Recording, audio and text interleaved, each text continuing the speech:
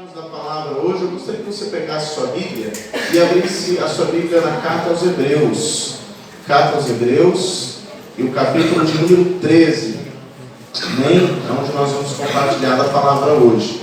Eu gostaria que você prestasse bastante atenção, em nome de Jesus, né? Você que gosta de anotar, você está falando sempre os pontos, você gosta de mastigar a palavra, eu sempre aconselho, traga um caderno, uma agenda, anote, depois estude durante a semana, é importante, amém, amados? Né? Nós temos que ser berianos, ouvir e lá depois conferir, ver se aquilo é verdade, se é aquilo mesmo, amém? Para a gente estar crescendo, amém, amados? Hebreus 13, versículos 7 e 8, serão aqui os dois versículos áureos da palavra. Diz assim o texto que encontrou de amém? Amém. Hebreus está aí, viu, gente? Não fugiu não, está aí, tudo bem? Tá? Se eu estivesse falando na moda aí, mas Hebreus é de casa. Amém? Hebreus 13, verso 7 e o verso 8. Amém? Diz assim: lembre-se dos seus líderes que lhe falaram a palavra de Deus. Observem bem o resultado da vida que tiveram e imitem a sua fé. Jesus Cristo é o mesmo ontem, hoje e será eternamente. Amém? Fique com sua Bíblia aberta, feche seus olhos, vamos orar. Eterno Pai, nós lemos a sua palavra e clamamos para que o teu Espírito Santo continue ministrando aos nossos corações, que em nome de Jesus, ó Deus, essa palavra venha trazer sobre nós, ó Pai, o resultado que o teu Espírito Santo espera, nos alinhando à tua vontade, ao teu querer, trabalhando em nós nas áreas que precisam ser, ó Pai amado, curadas, saradas, que em nome de Jesus, ó Pai, a nossa vida, Pai, possa estar realmente reta diante dos seus olhos. Nos ajude, Espírito Santo, a encontrar realmente, ó Pai amado, este caminho. Que em nome de Jesus, ó Pai, a tua palavra não fala aquilo que nós queremos ouvir, mas sim aquilo que precisamos ouvir. Que os nossos olhos, nossos ouvidos, a nossa mente sejam cativas a Cristo, em nome de Jesus. A igreja que crê e concorda, diga amém e amém, Jesus. Amém, queridos? Amados, a respeito de autoria de cartas, né? Nós sempre falamos as cartas de Paulo.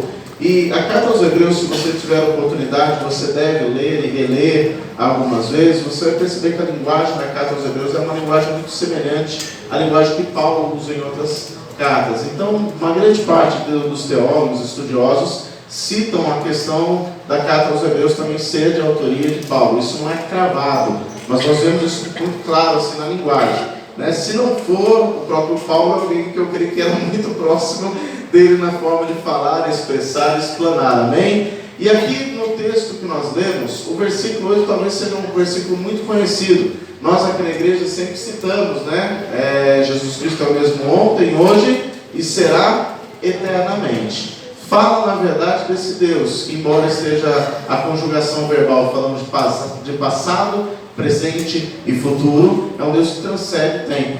Nós vemos que lá em Gênesis encontramos ali a presença do próprio Cristo na palavra de alguém, façamos, né? Estar ali presentes, tanto Pai, Filho como Espírito Santo. Nós vemos ele se tornando carne, como fala no Evangelho de João, que o Verbo se fez carne e habitou entre nós. Então nós sabemos que está além do tempo, amém? Até porque nós trabalhamos nesse tempo chamado Cronos, onde nós temos aí o horário que nós temos de 24 horas no dia e tudo mais, é diferente do tempo de Deus, amém? Então está além daquilo que nós possamos compreender. Mas como nós lemos aqui a respeito dessa conjugação verbal que o autor usa, de passado, presente e futuro, só para lembrar quem é bom em português, né, o pretérito, passado, fala, quem está estudando direito também, essa área, pedagogia, né?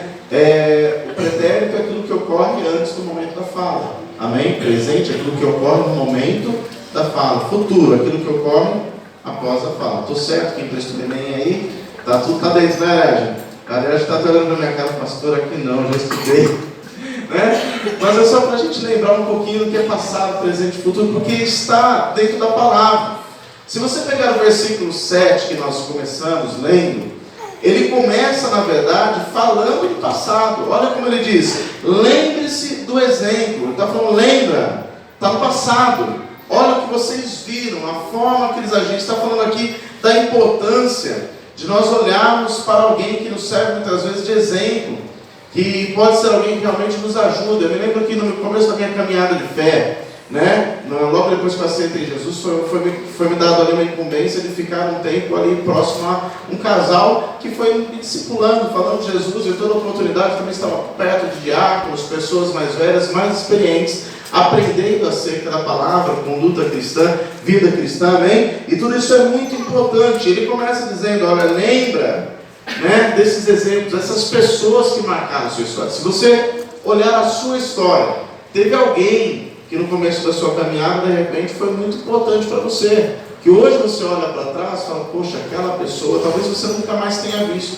talvez faça anos que você não vê, talvez essa pessoa nem está mais entre nós, vai estar no Senhor, mas a questão é que essas pessoas foram importantes na nossa caminhada, amém? Ou se elas estão, você ainda tem a oportunidade de agradecer, dar um abraço, faça, amém, amados? Então é interessante que eles começam dizendo, lembre-se do exemplo, e continua dizendo, observem bem o resultado da vida que tiveram e imitem a sua fé. No caso, o autor de Hebreus está falando desse exemplo que essas pessoas seguiam e passavam, mas ele falava exclusivamente do exemplo imutável da pessoa do Senhor Jesus Cristo, que era aquele que veio como homem, viveu de maneira reta e morreu na cruz por nós. Então ele fala, olha, esse é o padrão, este é o modelo que nós temos a alcançar, e é um modelo imutável. Por mais que o tempo passe, este modelo ele não fica antiquado, não fica fora de moda. É um modelo que nós temos que sempre estar olhando e procurando viver da mesma forma, amém? Não interessa se o texto a respeito de Jesus tem 2000 anos, mas a conduta que ele teve, as ações e principalmente as reações que ele teve em cada uma das circunstâncias que ele enfrentou nessa terra, são na verdade exemplos, modelos, para que nós possamos ter uma conduta semelhante, amém, igreja? Então esse exemplo, querido, esse propósito do Senhor através da vida de Jesus, ele não muda também. O mesmo propósito continua através das nossas vidas, amém? Por isso que Paulo, ele acaba depois, num outro texto de 2 Coríntios, falando desse propósito, falando desse cuidado de Deus. Se você abrir a sua Bíblia em 2 Coríntios, ou se você quiser anotar para se tornar mais rápido, 2 Coríntios, capítulo 1, verso número 10, Paulo, ele praticamente usa também a conjugação verbal, passado, presente e futuro. Mas falando o quê? Dessa questão imutável, do cuidado de Deus, do favor de Deus, amém? Da mão de Deus sobre nós, que não muda. Por mais que o tempo passe, Deus continua sendo Deus. Ele continua sendo Deus, ele continua sendo bom, amém, amados?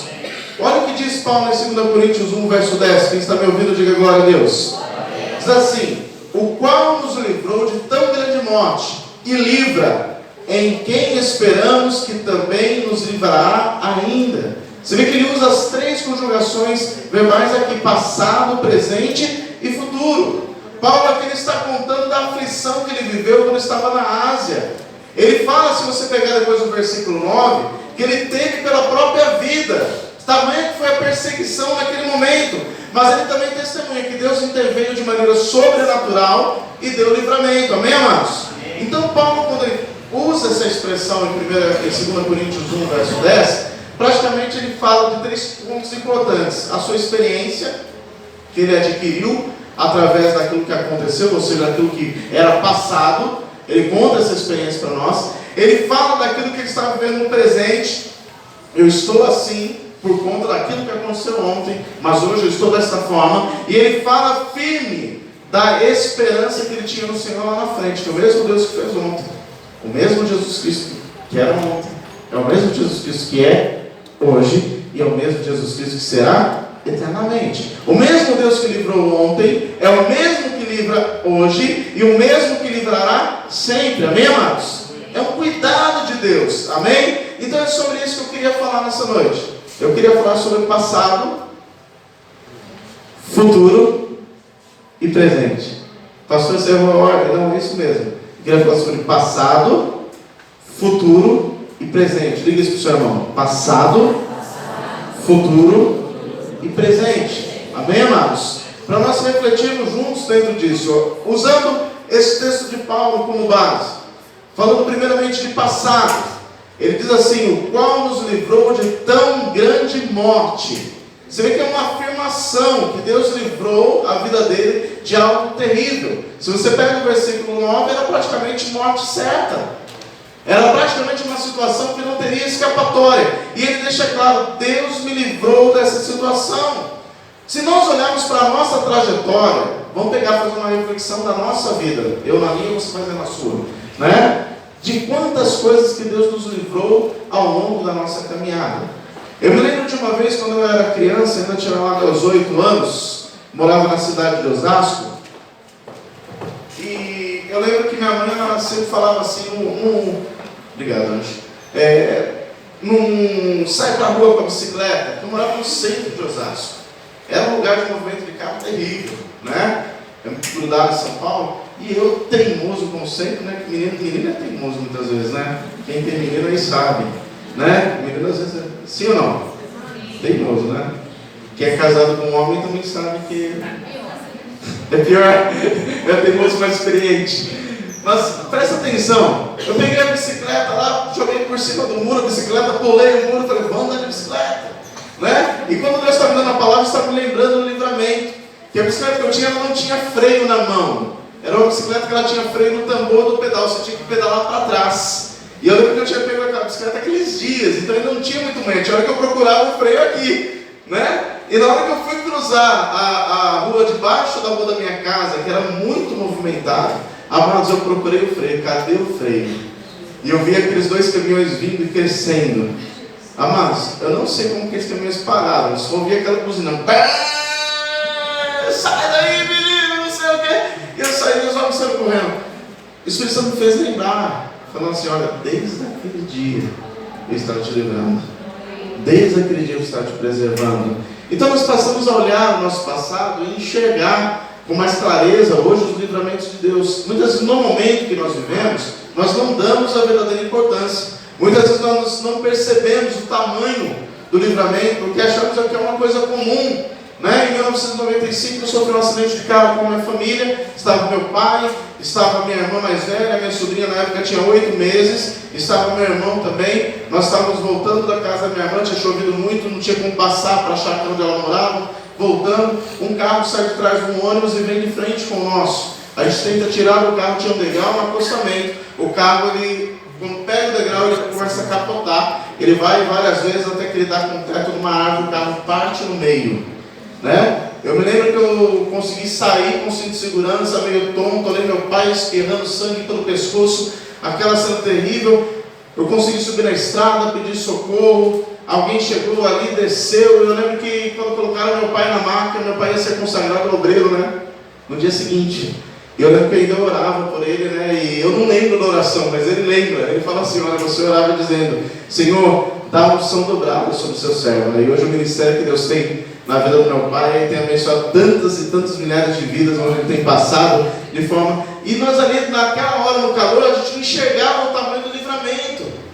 Eu nem vi o jeito do carro, mas depois vendo as fotos do que sobrou do carro, porque não é nem carro mais, era sucata, né? Porque ele partiu no meio que o sobrou tiveram que cortar. E aí no final, cadê? Ninguém achava, falando assim, mas quantas pessoas estavam? Estavam fulano, estavam ciclando, mas cadê a criança? Cadê a criança? E procurando a sobrinha, e imagina o estado que o carro estava, pensando, morreu, caiu, saiu pela janela, alguma coisa. Quando vão procurar, atrás de um banco está lá a criança, lá só com uma arranhadinha na testa. Né? A Bíblia diz no Salmo 34, verso 19, que muitas são as aflições do justo, mas de todas ele livra. Amém? Então nós temos que olhar para o passado, amados, não com uma visão assim, saudosista, poxa, aquele tempo era melhor do que hoje, porque às vezes a gente faz isso. Até na questão, vamos supor, de música, os louvores do passado. Cada louvor tem a sua etapa, cada etapa é importante, amém, na construção de quem nós somos. Ou às vezes você olha, quando eu trabalhava naquela empresa, aquela empresa, aí sim, mas amado, você não trabalha mais lá. Foi bom aquele tempo, você aprendeu, você construiu, você adquiriu experiência, conhecimento, mas você não está mais lá. Olha, aprendendo, tirando as lições. E outra coisa, você não pode olhar para o passado para ficar preso em algumas situações que você não pode mudar. Você não tem como mudar algumas coisas que já passaram. Ninguém criou uma máquina do tempo. Hoje talvez você pense assim, poxa, mas se eu tivesse feito assim, se eu tivesse decidido dessa forma, se eu tivesse investido nisso ou naquilo. Outro dia eu conversava com um rapaz aqui na frente, ele estava falando para mim dos terrenos aqui no bairro do lado, o Roxo. Ele estava falando, pastor, mas era tão barato o terreno. Era R$ 2.000, R$ 2.500. Nossa, hoje vale 70, 80, é um terreno. Nossa, eu devia ter comprado uns 10. É só uma conversa. Devia, não comprou, passou, hoje não dá mais. Você está me entendendo, amados? Não adianta ficar vivendo, se eu tivesse feito, tudo bem, caiu a consciência, eu tenho que prestar mais atenção, eu tenho que prestar atenção nas oportunidades que de repente vão aparecer na trajetória de vida que eu tenho, mas eu não posso ficar preso a essas coisas que aconteceram lá atrás. É a mesma coisa você ficar preso a situações de mágoa, de angústia, situações que aconteceram na família, nos relacionamentos, amados. Se você ficar preso lá atrás, você não vive, você fica sempre amargurado, você não progride. Então, ou seja, tem que deixar o passado num lugar onde ele deve ocupar. E aquilo que aconteceu de bom, de lições, poxa, agora adquirindo, vou crescendo. O conhecimento que você adquire, tempo de faculdade, de escola, trabalho onde você está, esse conhecimento não é roubado de você. É para toda a sua vida, amém? Mas também te prepara para aquilo que você tem à frente. Então, o passado, amados, é para nós lembrarmos que Deus, Ele continua sendo Deus da nossa vida. O Deus que trabalhou na sua vida em determinadas áreas ontem é o mesmo Deus que opera hoje, amém? Então o passado é importante, queridos, nesse aspecto, não para ficarmos presos nele. O salmista escreve no Salmo 22, o verso 4 e 5, dizendo assim: em ti os nossos antepassados puseram a sua confiança, eles confiaram e o Senhor os livrou. No versículo 5 ele diz: eles clamaram a ti e foram libertos, eles em ti confiaram e não se decepcionaram. Eles estão falando daquela experiência que os próprios pais já tinham vivido. E da mesma maneira, as nossas experiências com pais, com pessoas que são mais velhas na caminhada, nós temos que trazer assim como exemplo. Olha, eu já vivi, eu já passei. As Beit Shalom que nós temos nos lares, eu amo, porque nos momentos de Beit Shalom, quando abre espaço para compartilhar, e a pessoa de repente começa a falar: estou vivendo uma situação assim, sempre tem alguém ali no meio que fala: ô amado, eu já vivi algo assim. Aí ele pega aquela experiência do passado, que ele viveu, venceu e fala assim: ó, vamos em frente, vale a pena, segue, eu consegui, Deus me ajudou, eu consegui, eu venci, você vai vencer também, e um ou outro vai ajudando, amém? Vai ajudando, porque a igreja, a comunidade é isso, é um ajudando o outro, amém, amados? Um incentivando o outro, motivando o outro a seguir em frente, e isso é precioso. Quem está me entendendo, diga amém. Então, para nós entendermos, o maior livramento do nosso passado foi o livramento da condenação do inferno. Através do quê? Daquele dia que você levantou sua mãozinha e disse assim: Senhor Jesus, eu te recebo como meu único suficiente Salvador. Essa experiência do passado, ela marcou a sua vida para a sua vida nunca mais ser igual. E quando estiver passando os dias difíceis hoje, de repente que você está assim sem saber o que fazer, faça o que Jeremias escreveu lá em Lamentações 3, 21.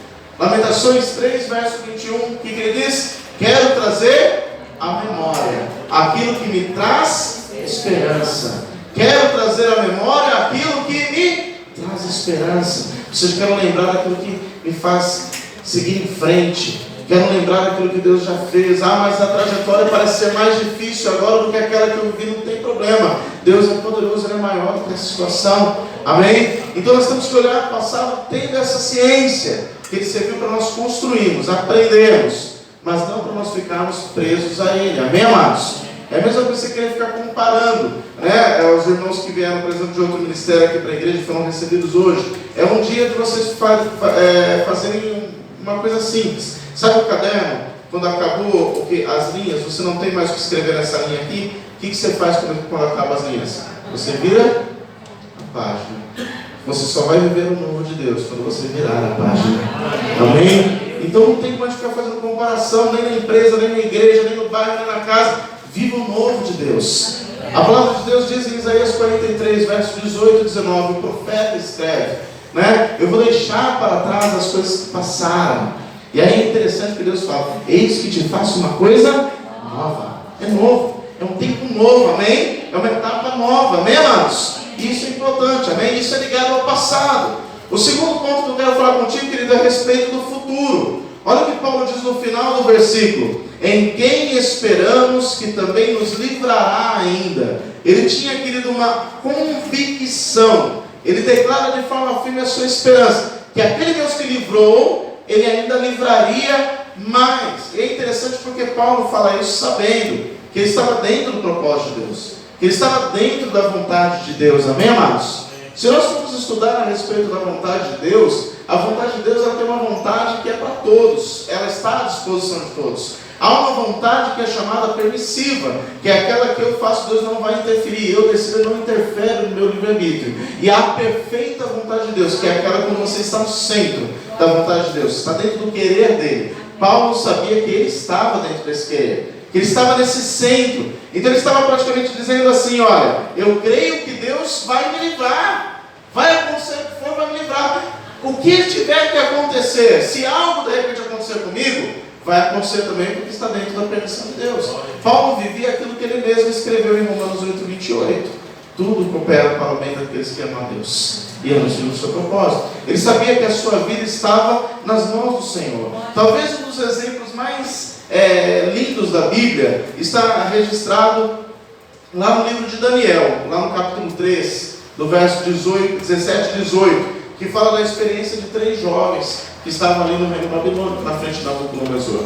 Nabucodonosor ali foi trabalhado ali na sua vaidade, ele constrói uma estátua de 27 metros de altura, de ouro, e quase 2 metros de largura, para que todo mundo chegasse diante da estátua e prestasse reverência, se curvasse. Aqueles homens não fizeram isso, e a pena para quem não fizesse era ser lançado na fornalha. Olha o que eles dizem em Daniel 3, 17 e 18. Quando falam para eles: ó, se vocês não fizerem, vocês vão ser lançados na fornalha. Diz assim: se formos atirados na fornalha em chamas, ou seja, se acontecer que nós venhamos ser jogados nessa fornalha, o Deus a quem prestamos culto pode nos livrar, e Ele nos livrará das tuas mãos, ó rei.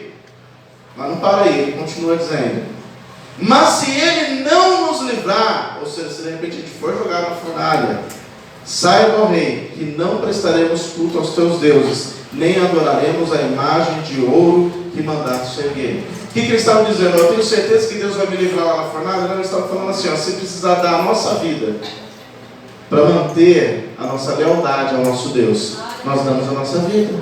Você está me entendendo, amados? É algo que às vezes a pessoa lê e pensa: sabia que Deus ia livrar? Não sabia o que ia acontecer.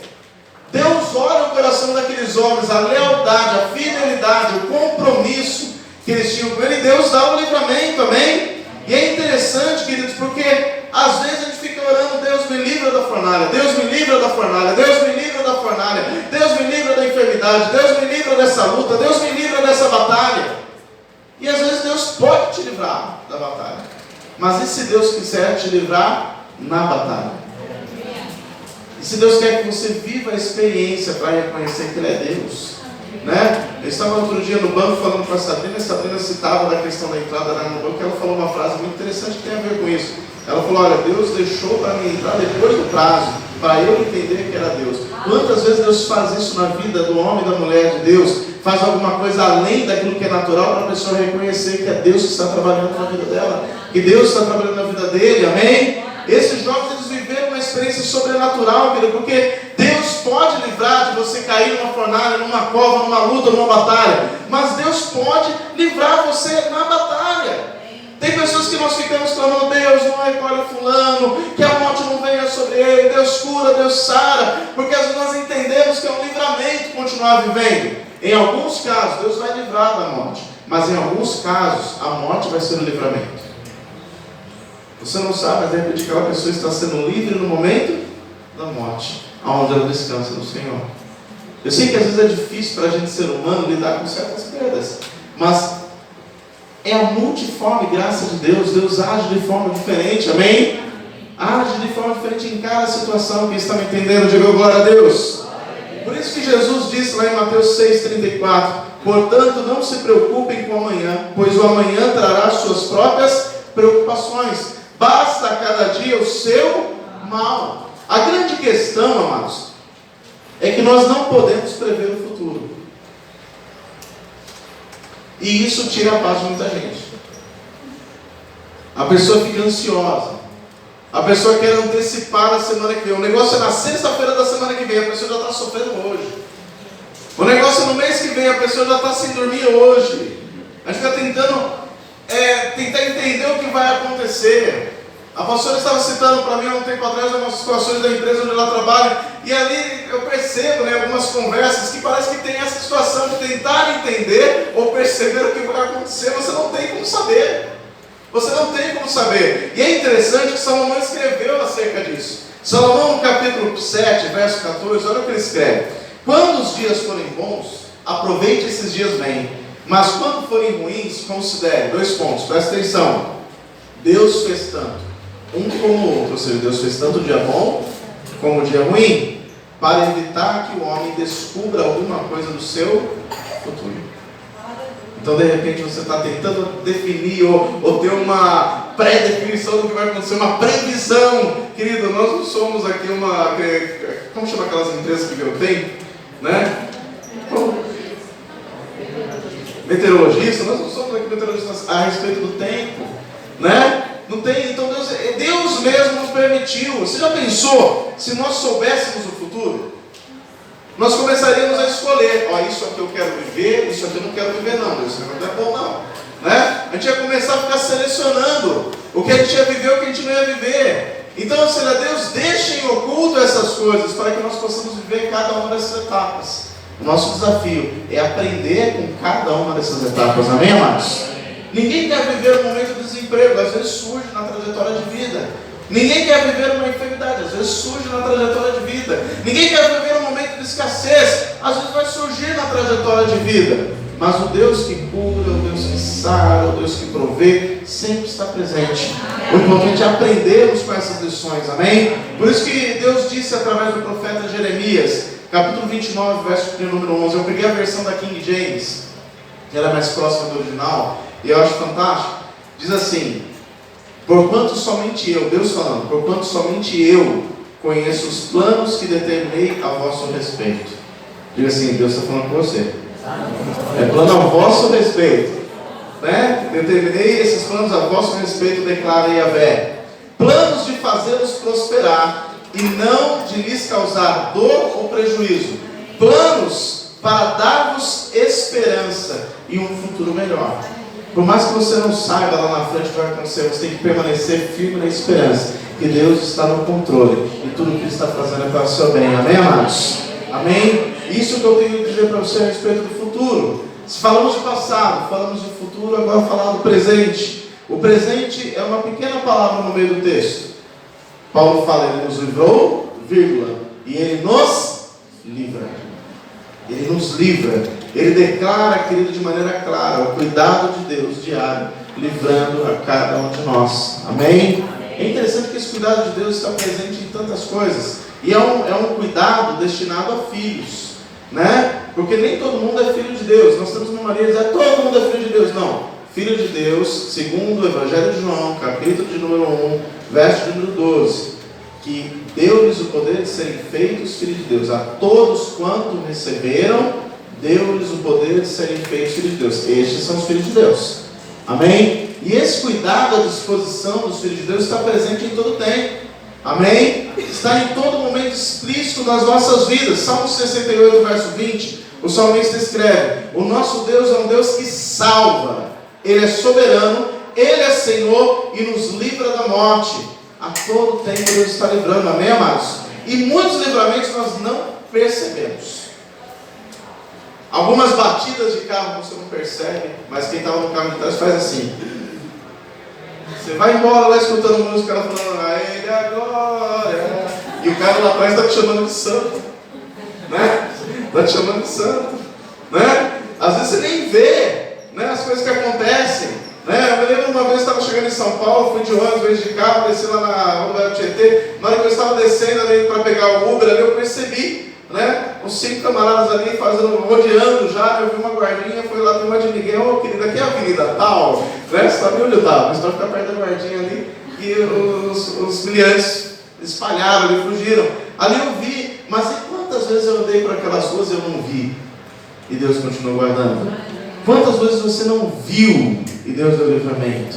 Quantas vezes você nem sabe, nem vai saber? Deus levantou intercessores para clamarem pela sua vida, para orarem por você. Às vezes você estava lá dormindo gostoso na sua casa, estava alguém de joelho clamando pela sua vida. Amém? Deus livrando, levantando ali pessoas que estão na infantaria da fé à frente, clamando. Amém, amados? Isso é algo tremendo, algo maravilhoso, porque Ele é um Deus que nos livra. No Salmo 18, verso 2, o salmista escreve: o Senhor é a minha rocha. Ele faz uma afirmação: o Senhor é a minha rocha, a minha fortaleza, o meu libertador, o meu Deus, o meu rochedo em quem eu me refugio. Ele é o meu escudo e o poder que me salva. Ele é a minha torre alta. Ele está expressando de todas as maneiras a sua segurança em Deus. Refúgio, um lugar de socorro. Você começa a chover, você procura um lugar para se esconder. Isso é refúgio. Fortaleza, algo constituído, seja na emergência, seja no dia a dia. Deus continua guardando as nossas vidas, amém? Isso é hoje, isso é nesse tempo que se chama hoje. Enfim, querido, enquanto não se cumprem os dias da nossa vida nessa terra, Deus continua sendo Deus. E Deus continua nos livrando a todo momento, amém, querido? Você crê nisso? E, querido, para a gente entender, por mais importante que as experiências do passado nos tragam motivação para viver melhor o presente, por mais que a esperança de um futuro seja promissor, e nós temos que ter essa esperança, o presente, querido, é aquilo que nós estamos vivendo hoje. E às vezes, para nós vivermos o sobrenatural de Deus no presente, que se chama hoje, a gente precisa dar um passo a mais. A gente precisa crer no sobrenatural. Para viver coisas que outras pessoas não viveram, nós temos que muitas vezes fazer coisas que outras pessoas não fizeram. Um exemplo bíblico disso, e esse eu quero que você abra comigo, Evangelho de Mateus, capítulo 14. Eu prometo que já estou terminando, mais uns 40 minutos a gente chega lá.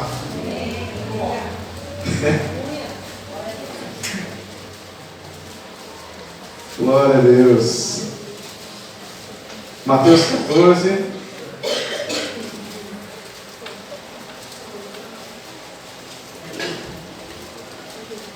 A partir do verso 22. Eu quero ler com você, depois eu vou comentar. Logo em seguida, Jesus insistiu com seus discípulos para que entrassem no barco e fossem adiante dele para o outro lado, enquanto ele despedia então da multidão. E tendo despedido a multidão, subiu sozinho ao monte para orar. E ao anoitecer, ele estava ali sozinho, mas o barco já estava a considerável distância. Então esse barco estava sendo castigado pelas ondas, porque o vento soprava contra ele. Era alta madrugada, e Jesus dirigiu-se a eles andando sobre o mar. Quando o viram andando sobre o mar, ficaram aterrorizados e disseram: é um fantasma! E gritaram de medo. Mas Jesus imediatamente lhes disse: coragem, sou eu, não tenham medo. Senhor, disse Pedro, se és tu, manda-me ir ao teu encontro por sobre as águas. Versículo 29, começa com o verbo no presente. Jesus respondendo: venha. Venha, respondeu ele. Então Pedro saiu do barco e andou sobre as águas e foi na direção de Jesus. Pastor, mas eu já ouvi tanta pregação assim desse texto. Sim, eu também. Bem-vindo ao clube.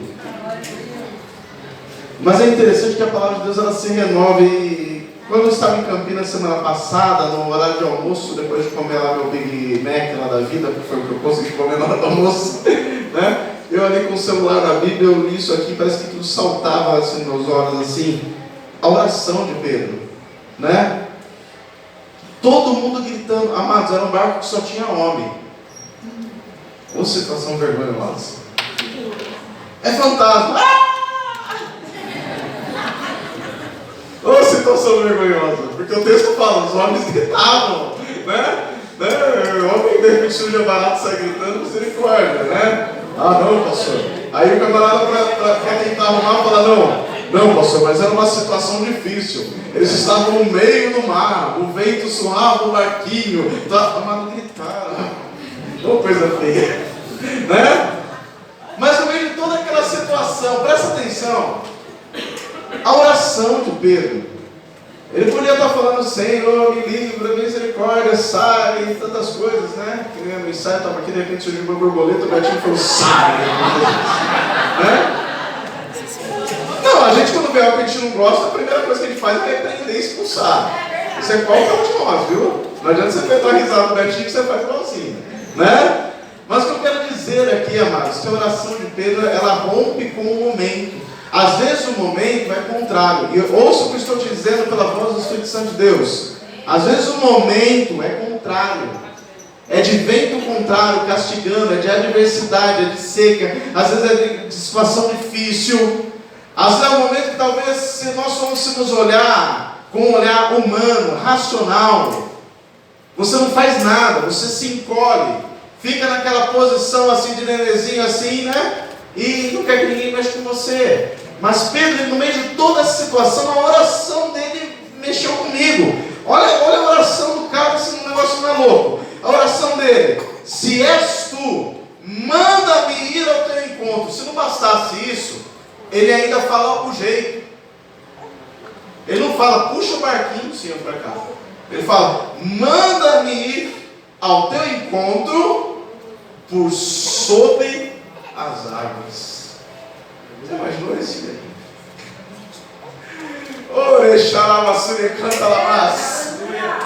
Você já imaginou isso? É no tempo presente, amados. É no dia que se chama hoje.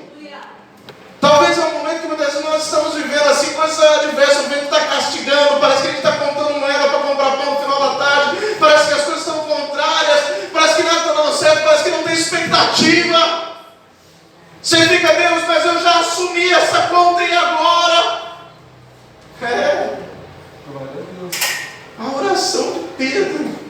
Ele esquece do vento, ele esquece da tempestade, ele esquece do barquinho frágil que eles estavam. Senhor, se és tu, manda-me ter contigo. Mas Deus, eu não quero de qualquer jeito, não. Eu quero ir andando sobre as águas. Eu quero viver essa experiência. Se o Senhor está andando, eu também quero andar. E Jesus falou a respeito disso, amados. Ele falou, eu vou fazer essas obras aqui, eu vou parafrasear. O meu tempo aqui é curto, o ministério de Jesus foi 3 anos. Mas ele deixa claro, vocês que creem, vocês farão obras maiores do que as minhas. Ele estava afirmando, vocês viverão aquilo que eu vivi, mas viverão coisas maiores, coisas melhores. Eu creio nisso, querido. Eu creio nessa verdade. Eu creio nessa verdade. E eu te desafio a crer nisso, querido. Eu te desafio a colocar a sua fé em ação nisso, a crer naquilo que a palavra diz. Pedro, ele ora, Deus, eu quero ir andando sobre as águas. Querido, eu fico imaginando os discípulos, um olhando para o outro, falando, nossa, esse cara é louco, né? Porque sempre tem gente que quando você fala que vai dar um passo de fé, fala, faz isso não. Ou aquelas pessoas que são construtoras, né? Vira para você e fala, é difícil, né? Não é engenheiro, a gente vai construir trem bom, vamos dizer. Percebe aí? Amém? Mas tudo vem. Amados, nada que vale a pena vai ser fácil. Tudo que vale a pena vai ser difícil. Tudo que vale a pena você vai suar mais. Tudo que vale a pena você vai investir mais tempo. Tudo que vale a pena você vai renunciar muitas vezes lazer em coisas que você gosta. Tudo que vale a pena, querido, vem através de trabalho duro. Vem através de esforço. Às vezes noites que você vai ficar sem dormir por conta de atingir aquele objetivo, Deus vai te dar equilíbrio em tudo, você vai pedir equilíbrio para atingir tudo. Amém, amados? Amém. Você tem que entender que se vale a pena, vai dar trabalho. Não vai cair de paraquedas, não vai ser fácil. Mas Deus é com você, o mesmo Deus que te sustentou ontem, o mesmo Deus que te sustenta hoje, e vai continuar te sustentando até você atingir o objetivo. O Deus que fez a promessa vai estar com você no processo até a realização da promessa. É o mesmo Deus, amém? É o mesmo Deus. Eu fico imaginando os discípulos, né, porque era Pedro e Tiago e João sempre juntinho, né? Na hora que Pedrão fala assim, ó, Deus, eu quero ir contigo, Jesus, manda Deus sobre as águas, eu fico imaginando, né, Tiago, João falando, vamos ver o que acontece. Estavam tudo junto, naquela hora ficou só Pedro. Aí você pode falar para mim assim, ah, pastor, mas Pedro andou, mas depois afundou. Tudo bem, ele afundou, mas antes ele andou. Aleluia. E se você não tiver coragem para andar com medo do fracasso, você não vai sair do barco nunca. Vai continuar vivendo a mesma coisa que você está vivendo até hoje. Quer viver coisas diferentes? Faça coisas que as pessoas ainda não fizeram. Busque estratégias em Deus para fazer de forma diferente, para que você tenha resultados diferentes, em nome de Jesus. Há uma frase que eu gosto muito, queridos, de um escritor que eu gosto muito, que eu me vejo toda vez esse cara no espelho, está no 2º livro dele, pastor Sandro Mendes, conhece? É uma frase que está no 2º livro, que, mano, vai orando, estou tentando publicar esses livros. Ou luta para publicar livro no Brasil, né? Mas a frase é essa: experiências extraordinárias só são vividas por aqueles que ousam cruzar a linha do natural. E é exatamente o que Pedro viveu. Ele cruzou a linha do natural e viveu o sobrenatural. Nós só vivemos o sobrenatural quando nós cruzamos essa linha. Isso não tem a ver com racionalidade, querido. Não tem a ver com entender. Isso tem a ver com fé. Amém? Tem a ver com fé. E isso é tremendo. Porque Pedro, ele é o único que vive essa experiência na história. É o único camarada registrado na história que andou sobre as águas. Talvez você pode ser o único da história que começou a trabalhar com determinado produto. Você pode ser o único da história que fez determinadas coisas. Querido, quantos homens e mulheres marcaram, querido, os séculos de trás e tem marcado o nosso século hoje com ideias, nichos de mercado e tantas coisas que foram geradas. Deus pode olhar para mim ou para você e gerar isso, amém? A questão é que muitas vezes nós somos desafiados a sair do barco. Só que o barco está tão confortável. Por mais vento e tempestade que tenha fora, o camarada fala: não, é melhor eu ficar dentro do que fora. Né? Tá tendo vento ou tem tempestade, mas aqui está tão confortável. Está até agora com medo. Mas na hora que falou de sair do barco, era pior. E Deus vai nos desafiar, querido, a dar esse passo de fé. Às vezes você está querendo ser uma coisa que você já tentou muitas vezes ser. E não é o que Deus tem para você. Deus tem dado na sua mão outra coisa. Que tem gerado renda, tem abençoado o teu lar. Sossega. Por que você está à procura de Canaã, sendo que você já chegou em Canaã? Por que você ainda está procurando Canaã, se Deus já te colocou em Canaã? Às vezes tem pessoa que passa a vida e já está em Canaã. Planta na terra.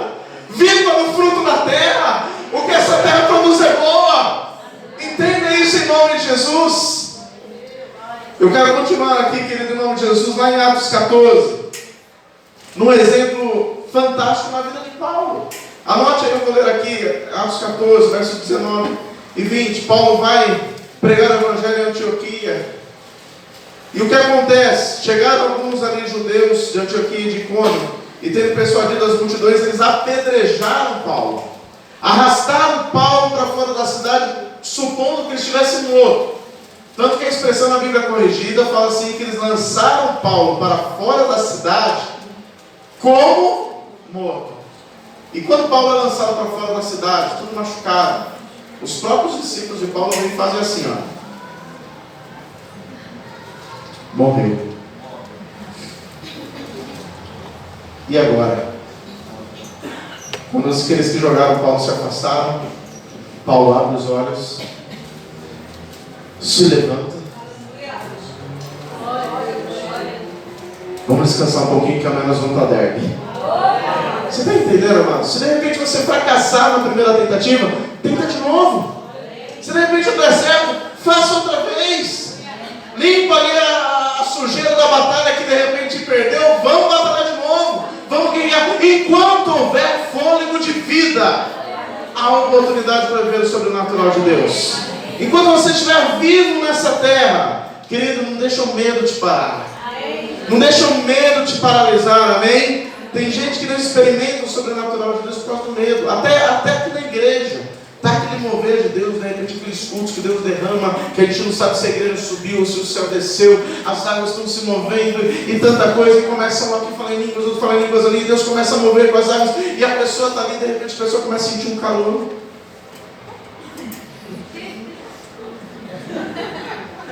Aí fecha os olhos para contar uma coragem, aí começa ali, aleluia, aleluia, daqui a pouco a boca começa a querer engrossar, começa a querer sair lá, e fica com medo. Está dando risada? Mas quantos, e talvez até você já viram essa triste experiência de não receber aquilo que Deus tem pelo medo do que vai acontecer? Se entrega. Quer viver o sobrenatural? Se entrega. Deus, se tiver que me pegar, me pega. Estou aqui, ó. Me acerta, Deus. Olha aqui, ó. Né? Fala, Deus, não me erra, não, Deus. Eu estou aqui. O negócio é receber de Deus. Amém, amados? Não podemos deixar o medo nos paralisar. Amém, amados? E para encerrar, tá? Para a gente concluir em nome de Jesus, espero que tenha sido bênção para a sua vida. Conselho do apóstolo Paulo para nós podermos vencer esta batalha do dia a dia, né? No inglês, acho que se não me engano, fala app, né? Que fala aplicativo, fala app, isso mesmo? Me ajuda aí, que é no inglês. Né? No bom brasileiro, né? Em português é o app, né? E Paulo ele usa o app, na verdade, como conselho para vencer. Está lá em Romanos 12, verso 12. Ele diz assim: primeiro A, alegrem-se na esperança. Alegrem-se na esperança. O segundo, que é o primeiro P, sejam pacientes na tribulação. O segundo P, perseverem na oração. Então, alegrem-se na esperança, sejam pacientes na tribulação e perseverem na oração. Amém, amados? Se coloque de pé, querido, para você pensar que eu vou acabar. Aleluia! Mas para a gente orar. Filipenses, no capítulo 3, versos 13 e 14, Paulo escreve à igreja de Filipos, dizendo uma coisa interessante, porque ele se coloca de maneira clara, no mesmo nível que todos nós. Ele fala assim, irmãos, não penso que eu mesmo já tenha alcançado. Ele está falando, eu estou na mesma briga que vocês. Eu não sou nada mais que vocês. Eu passo as mesmas lutas, as mesmas batalhas, tendo os mesmos conflitos aqui dentro de mim. Ele deixa isso muito claro, mas ele fala assim, uma coisa eu faço, esquecendo-me das coisas que para trás ficam. Ou seja, já aprendi as lições necessárias, já deletei aquilo que não vale a pena levar para frente. Aí ele fala, e avançando para as que estão adiante de mim, está deixando claro, eu vou seguir com fé, eu prossigo para o alvo, a fim de ganhar o prêmio da soberana vocação que está em Cristo Jesus. O que Paulo faz, querido? Paulo, ele une toda a bagagem que ele acumulou na sua caminhada do passado, ele soma com a certeza, a convicção de fé que ele tem no presente. Aí então ele é capaz de entender e declarar com a sua boca que o poder de Deus que o livrou lá no passado é o mesmo poder de Deus que o livra no dia de hoje, e é o mesmo poder de Deus que sempre o livrará todos os dias, porque Jesus Cristo é o mesmo ontem, hoje e será eternamente. Amém? Você possa aplaudir a Ele, que é digno.